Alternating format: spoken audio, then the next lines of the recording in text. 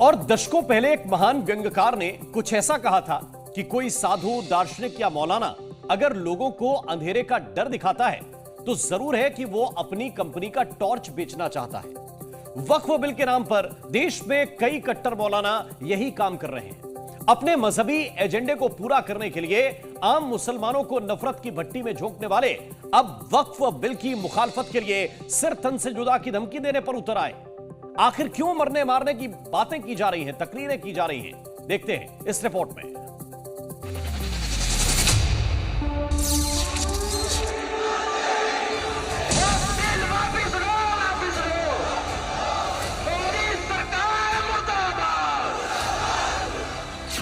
वक्फ bill के खिलाफ सरतन से जुदा गैंग एक्टिव।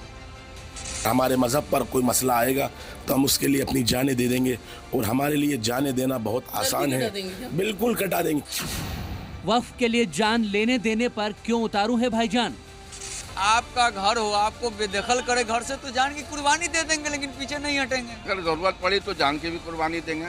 वक्फ संशोधन बिल पर देश की संसद ने मुहर लगा दी है, लेकिन कुछ कट्टरपंथी हैं जो खुद को संसद से भी ऊपर समझ रहे हैं और माहौल खराब करने की खुलेआम धमकियां देने लगे हैं। देश में खून खराबा वाली सोच यूपी से लेकर मध्य प्रदेश और बिहार तक सामने आ रही है। कुछ नफरती बयानवीर और मौलाना ही वक्फ बिल के नाम पर मुसलमानों को उकसाने में लगे हैं। भोपाल के मौलाना तो सिर तन से जुदा की धमकी देने पर उतर आए। अगर हमारे दिल्ली से हमारे बड़े हज़रत मौलाना सैयद अरशद मदनी साहब हम लोग पूरे करेंगे, जेल भरो आंदोलन तहरीक भी करेंगे, जेलें भर देंगे, हम कुर्बानियाँ दे देंगे, लेकिन हम इस कानून को वापस करा के रहेंगे। ये हमारा आखिरी फैसला है। हमारे मजहब पर कोई मसला आएगा तो हम उसके लिए अपनी जानें दे देंगे और हमारे लिए जानें देना बहुत आसान है, बिल्कुल कटा देंगे।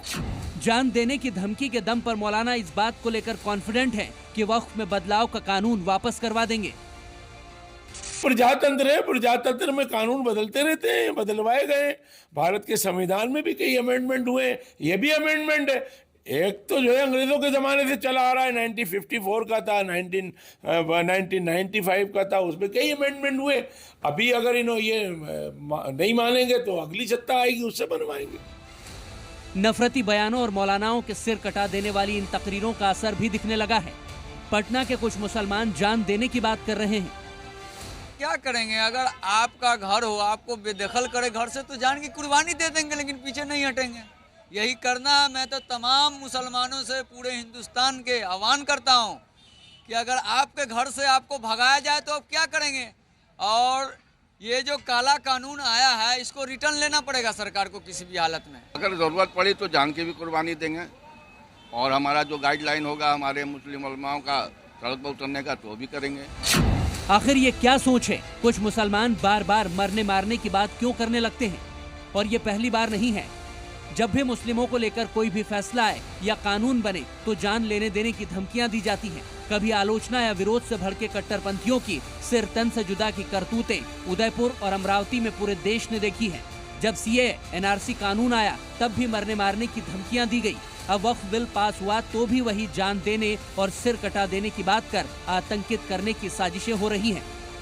ऐसा करने वाले कट्टरपंथी अपने मजहब वालों को भी नहीं छोड़ते। तभी तो आगरा में उत्तर प्रदेश अल्पसंख्यक आयोग के पूर्व अध्यक्ष अशफाक सैफी को जान से मारने की धमकियां दी जा रही हैं। वो भी सिर्फ इसलिए क्योंकि सैफी ने वक्फ बिल का समर्थन किया था। बोर्ड के समर्थन में मैंने अपनी एक पोस्ट डाली थी, उसको लेकर तमाम लोग गाली गलौज कर रहे हैं, भद्दी भद्दी टिप्पणियां कर रहे हैं, जान से मारने की धमकियां दे रहे हैं, परिवार को धमकाने का काम कर रहे हैं। यहाँ तक कि जिला संभल के अंदर एक गिन्नौर थाना है, कस्बा है छोटा सा, वहाँ मेरे बहनोई नमाज पढ़ने गए थे। उनके साथ कुछ मुस्लिम समाज के युवकों ने बुरी तरीके से मारपीट की, जिससे उनके काफी गंभीर चोटें आई हैं। कट्टरपंथी सोशल मीडिया पर भी सैफी को गालियां दे रहे हैं। सैफी के जीजा पर भी जानलेवा हमला हुआ है। इसके बाद से सैफी और ज्यादा घबराए हुए हैं और उनका दर्द सामने आया है। बोर्ड के समर्थन में मैंने अपनी एक पोस्ट डाली थी, उसको लेकर तमाम लोग गाली गलौज कर रहे हैं, भद्दी भद्दी टिप्पणियां कर रहे हैं, जान से मारने की धमकियां दे रहे हैं, परिवार को धमकाने का काम कर रहे हैं। यहाँ तक कि जिला संभल के अंदर एक गिन्नौर थाना है, कस्बा है छोटा सा, वहाँ मेरे बहनोई नमाज पढ़ने गए थे। उनके साथ कुछ मुस्लिम समाज के युवकों ने बुरी तरीके से मारपीट की, जिससे उनके काफी गंभीर चोटें आई हैं।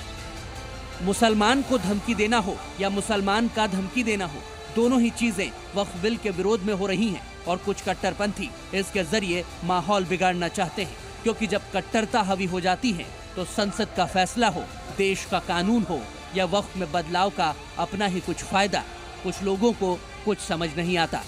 भोपाल से प्रमोद शर्मा और आगरा से सैयद शकील के साथ ब्यूरो रिपोर्ट, जी मीडिया।